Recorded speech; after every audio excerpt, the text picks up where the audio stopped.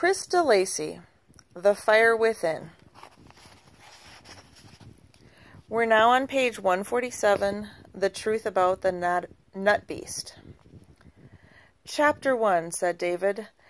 The Nutfall That Wasn't. The Nutfall That Wasn't, Lucy repeated, already interrupting. Oh, Lucy, her mother chatted. It's all right, said David, raising his hand. There's too much to read all at once, anyway. I'll have to do it in pieces. He leaned forward. This is the opening line.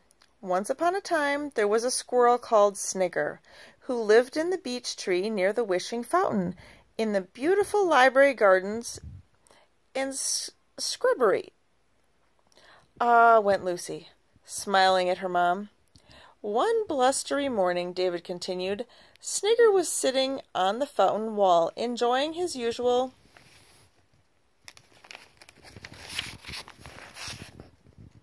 morning grooming, when another squirrel appeared at his side.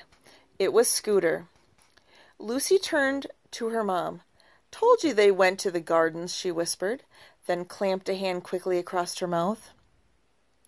And judging by the way he came dashing up the hill, he clearly had his tail in a bit of a fluff. Snigger, Snigger, come quickly, he panted. Cherry Lee says a Nutbeast has come. Bonington looked warily over his shoulder. A Nutbeast has come, Snigger repeated, doing a frenzied twirl on the wall. It was in the clearing by the oak tree, gasped Scooter. It took our whole nutfall. Lucy bit her lip and grabbed for a cushion. She squeezed it tightly onto her lap. We used to get a nutfall in the Crescent, said Liz. Every autumn, before the oak was cut down, hundreds of acorns spilled across the road. It used to drive Mr. Bacon mad. When he went off to work in the mornings, they used to splinter the crack underneath his car. He said it cost a fortune in garage repairs. Mom, huffed Lucy, we don't want to know about Mr. Bacon. We want to know what Snigger did next. He ran to the clearing with Scooter, said David, and had the misfortune to bump into Birchwood. Watch it, Fleabag, Birchwood snarled, or I'll pull your whiskers out and throw them in the pond. Not while I'm around, cried a voice. Who was that? Asked Lucy, sitting up so quickly she disappeared inside her hat. Ringtail, said David. He's Snigger's best friend. He came leaping to Snigger's defense. Before you could say fluff and whiskers, Ringtail and Birchwood were in a fight. They rolled and hissed and scratched and bit, each accusing the other of stealing the nutfall. It was a good thing Cherry Lee came when she did, or one of them could have been badly hurt. Stop, she cried. I know what happened. There was a horrid black beast in the clearing last night. It was scuffling around in the fallen leaves, picking up as many nuts as it could find.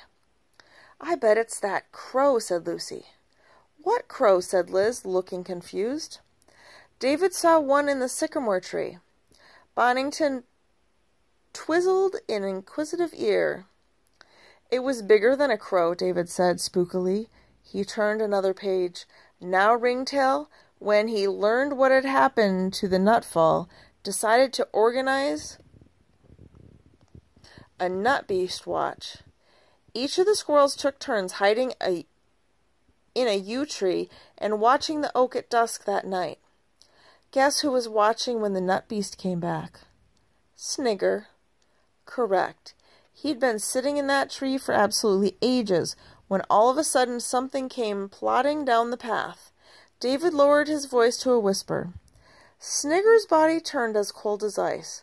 It was all he could do to prick his ears and concentrate on which way the thing was heading.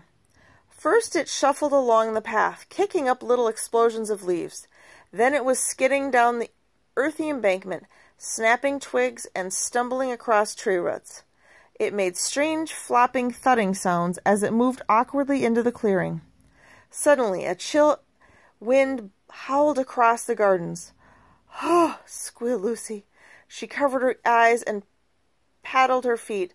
Bonington scooted off behind the television. Liz raised an eyebrow. David leaned forward. And the branches of the yew tree parted. At last, Snigger saw the beast.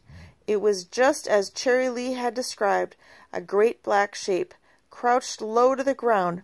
Snigger watched with a shot of fascinated horror as it shifted through the leaf litter, hunting for acorns. Bravely he crept along an outlying branch, hoping to get a closer look, when suddenly, without warning, the Nutbeast reared. Snigger bolted for the top of the yew. He sat there, panting in terror. But his fear was soon replaced by anger, for in that one daring glimpse he had learned the truth. The Nutbeast was nothing more than a man. Lucy's mouth flew open in shock. "It was you?" she cried, jumping up. "You in your big black stinky coat? He's a robber, Mom. That's where he got those nuts for our trap. He stole them from the library gardens. That's why Snigger came to our garden, to see where the nutfall went." "Oh, David," Liz said with a smile, "is this true?" Chapter 2, he admitted. "It's all here, my complete confession, all right up to the point where Snigger gets trapped in the box by mistake." "I bet he went home to tell the others," scowled Lucy. It wouldn't surprise me if Birchwood came around and bit your toe." "Well, let's find out," said David, turning a page. "Stop!" cried Lucy. "What now?" her mom sighed. "The dragons aren't here." Liz rolled her eyes.